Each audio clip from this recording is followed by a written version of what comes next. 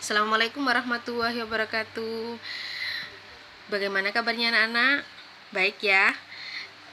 Hari ini kita akan belajar tentang mata pelajaran mikrobiologi. Kita masuk bab mikologi tentang menganalisis jamur patogen. Sebelum kita mulai belajar, mari kita berdoa agar ilmu yang akan kita dapatkan ini bisa bermanfaat. Berdoa dimulai.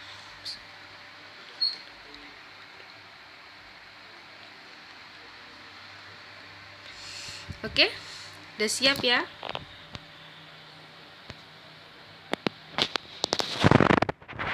Apa sih itu mikologi? Nah, mungkin ini baru buat kalian.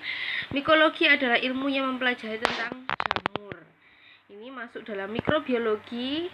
Mikrobiologi sendiri adalah ilmu yang mempelajari tentang makhluk hidup yang berukuran mikro atau kecil. Nah, apa sih karakteristik dari jamur itu? Nah, jamur itu organisme eukariotik. Masih ingat nggak? Eukariotik itu apa? Nah, diingat-ingat lagi. Ada eukariotik, ada prokariotik. Berbeda dengan tanaman karena tidak memiliki klorofil. Kemudian dia bersifat tidak motil. Apa itu tidak motil? Tidak bergerak ya. Kemudian mereka dapat tumbuh menjadi sel tunggal atau ragi atau struktur berfilamen yaitu disebut misela yang sebagian diantaranya berbentuk cabang. Nah, itu seperti di gambar, ada gambar-gambar jamur. Jadi kalau misalnya kalian lihat seperti apa ya, jamur itu kayak menakutkan gitu ya. Mungkin ada jamur di bawang putih, kemudian ada yang di makanan yang sudah berjamur, kemudian ada juga yang jamur-jamur yang ada di yang patogen yang di dalam tubuh. Itu kelihatannya kayak menyeramkan, tapi sebenarnya kalau misalnya dilihat di mikroskop, mereka itu cantik-cantik seperti yang ada di gambar itu.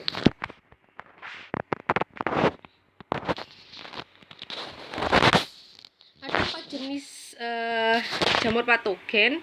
Yang pertama adalah ragi. Nah, ragi ini memiliki sel yang berbentuk bulat atau lonjong dan berkembang biak melalui pembentukan tunas. Itu ada gambarnya. Contohnya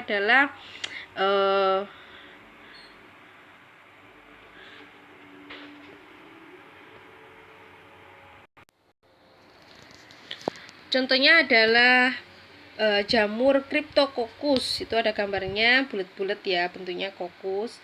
Kemudian ada yeast like fungi, yaitu tumbuh terutama sebagai ragi yang membentuk tunas, juga dapat membentuk rantai sel filamentosa memanjang disebut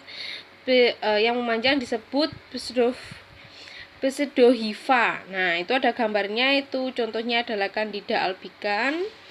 Kemudian ada jamur filamentosa, yaitu tumbuh sebagai filamen atau hifa yang disebut miselium, menghasilkan spora aseksual atau conidia. Itu contohnya adalah Aspergillus. Kalian lihat sendiri, yaitu Aspergillus tuh jamur yang cantik sekali.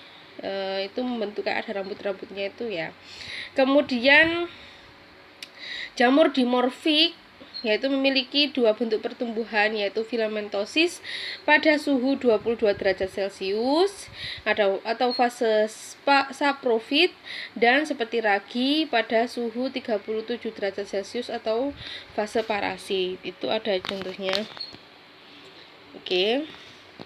Nah, kita masuk ke jamur patogen. Nah, jamur itu ya seperti kalian tahu ada yang menguntungkan, ada juga yang merugikan. Yang menguntungkan misalnya untuk mengembang kue, kemudian untuk tempe. Nah, tapi di sini kita akan belajar tentang jamur yang menginfeksi manusia. Jadi infeksi jamur itu ada dua, kita klasifikasikan ada dua. Ada mikosis superficial dan mikosis profunda. Apa sih itu mikosis superficial? Mikosis superficial itu penyakitnya tampak, ada di luar, di permukaan tubuh. Kalau mikosis profunda itu adalah sistemik atau masuk ke dalam, nanti menginfeksi paru-paru. Pokoknya organ tubuh bagian dalam. Kalau mikosis superficial bagian tubuh luar di permukaan kulit. Nah, mikosis superficial ciri-cirinya adalah mikosis yang menyerang kulit, kuku, dan rambut. Terutama disebabkan 3 genus jamur, yaitu Trichopiton, Mycospotum, dan Epidermophyton. Nanti di lab bahan pemeriksaannya berupa bagian yang terkena infeksi seperti rambut, kerokan kulit, dan kuku. Ya, nanti caranya sampelnya nanti ditaruh di objek gelas, kemudian dikasih KUH 1 tetes, kemudian kita amati di mikroskop. Kalau jamur sendiri kalian kayaknya sudah pernah lihat ya, yang jamur di urin ya, itu kan ada. Pencegahan penyakit dengan mencegah kontak dengan penderita, peningkatan higien pribadi dan sanitasi lingkungan.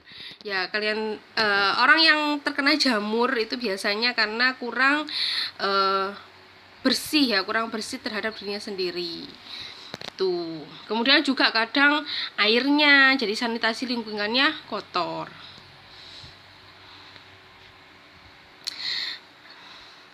Nah, jenis-jenis mikosis superficial sebenarnya ada banyak, tapi di sini kita bahas beberapa saja yang mungkin sering ada di sekitar kita. Ada yang pertama adalah Tinea capitis, yaitu infeksi jamur yang menyerang kornum kulit kepala dan rambut kepala. Kayak gimana ya, kayak koreng gitu mungkin ya, seperti itu. Jadi di kepalanya itu ada jamurnya. Nah, Tinea capitis ini bisa menyebabkan rambutnya tampak kusam, kemudian mudah patah dan tinggal potongan rambut pendek-pendek pada daerah yang botak. Nah, pada infeksi yang berat, kepala menjadi edematous dan bernanah. Nah, setelah sembuh dari penyakitnya, botaknya ini bisa hilang atau menetap. Gitu. Jadi kalau misalnya orangnya terkena Tinea capitis itu rambutnya biasanya kelihatannya kusam. Makanya biasanya kan ada ya yang ciri-ciri anak sehat itu rambutnya berkilau seperti itu. Kemudian Tinea favosa, infeksi kulit kepala, infeksi jamur pada kulit kepala, kulit badan yang tidak berambut dan kuku. Gejala penyakit awalnya berupa bintik-bintik putih pada kulit kepala, kemudian membesar, membentuk kerak yang berwarna kuning, kotor. Nah, kerak ini sangat lengket pada kulit kepala dan bila diangkat akan meninggalkan luka basah atau berdarah. Setelah sembuh dari penyakitnya dapat menyebabkan kebotakan yang menetap. Ini hampir sama dengan Tinea capitis, seperti itu. Cuman lokasinya itu yang tidak berambut. Oke. Kemudian Tinea pedis. Tinea pedis ini disebut juga dermatofitosis. Nah, infeksi jamur di sela-sela jari kaki di mana terjadi pengulpasan dan kulit pecah-pecah. Tuh. Biasanya mengenai sela antara jari ketiga, keempat, dan jari kelima. Kadang-kadang meluas ke kulit di sekitarnya. Nah, ini seringkali terjadi infeksi sekunder oleh bakteri sehingga menjadi bernanah. Ini agak berbeda dengan kutu air ya. Biasanya itu lebih kering kakinya itu kering pecah-pecah gitu. Nanti ada gambarnya di slide selanjutnya. Nah, cara mencegahnya gimana? Yaitu dengan menjaga agar kaki selalu kering, terutama sela-sela jari, kaos kaki agar selalu bersih dan sering diganti. Oke.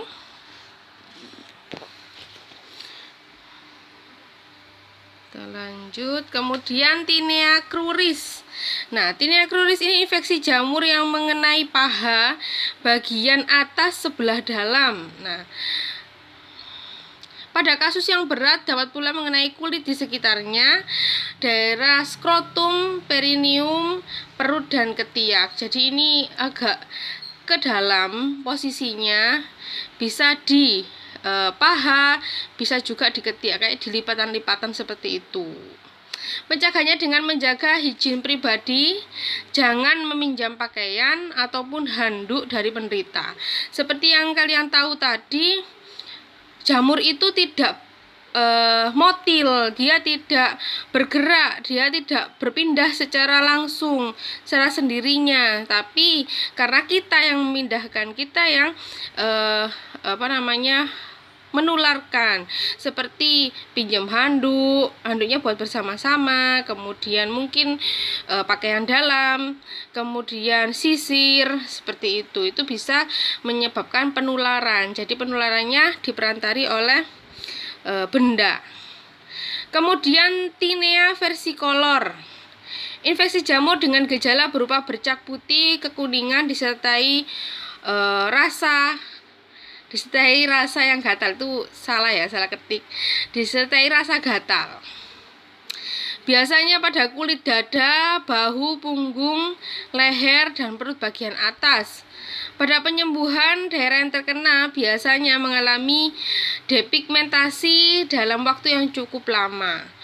Itu adalah kalau kalian tahu panu. Nah, kenapa versicolor? Karena menyebabkan adanya perbedaan warna dari kulit yang normal. Misalnya kulitnya hitam atau kulitnya coklat kayak orang Indonesia, itu kalau misalnya terkena panu, itu dia akan muncul bercak-bercak putih. Tapi kalau orang luar, orang yang putih, kulit putih, itu biasanya bercak-bercaknya warnanya coklat, sehingga disebut versicolor. Nah, pencegahannya dengan menjaga kebersihan dan pakaian serta menghindari penularan. Tadi ya, tetap tidak boleh barang-barang pribadi dipinjamkan ke orang lain atau dibuat bersama-sama. Kemudian tinea corporis, yaitu infeksi jamur yang berbentuk bulat-bulat di mana terjadinya granulomatous, pengelupasan lesi kulit disertai rasa gatal. Memang kalau jamur ini kayaknya gatal ya, memang ya. Nah, gejala penyakitnya bermula berupa papula kemerahan yang melebar ke daerah luar, sedang bagian tengahnya membaik.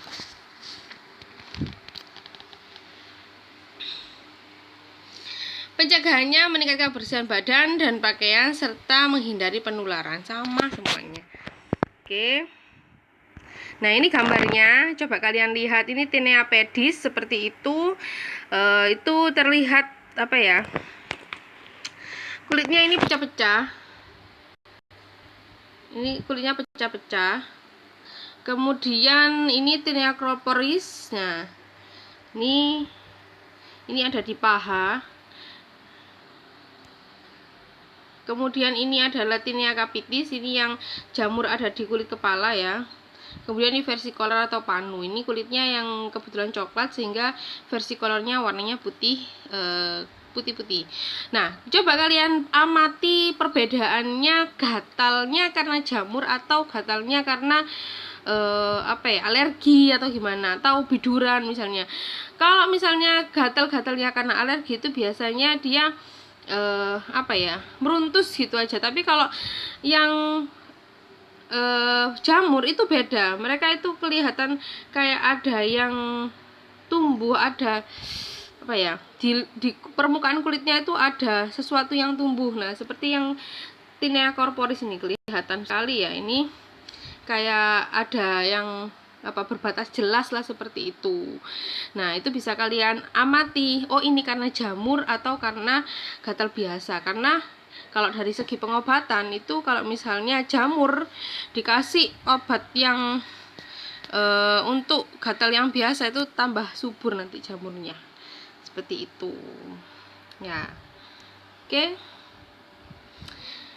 Oke, itu aja untuk hari ini. Untuk versi untuk part satunya, mungkin nanti part keduanya kita lanjutkan dengan mikosis profunda. Jadi tetap jaga kesehatan ya, karena kesehatan adalah anugerah terindah yang terkadang lupa untuk kita syukuri. Jadi rezeki itu bukan hanya berupa materi, tapi juga berupa kesehatan. Jadi kalian harus tetap jaga kesehatan. Baik, terima kasih atas perhatiannya. Sekali lagi mohon maaf jika videonya masih belum sempurna. Kemudian jika ada pertanyaan, kalian bisa tulis di komen, nanti kita bisa diskusi. Atas perhatiannya, assalamualaikum warahmatullahi wabarakatuh.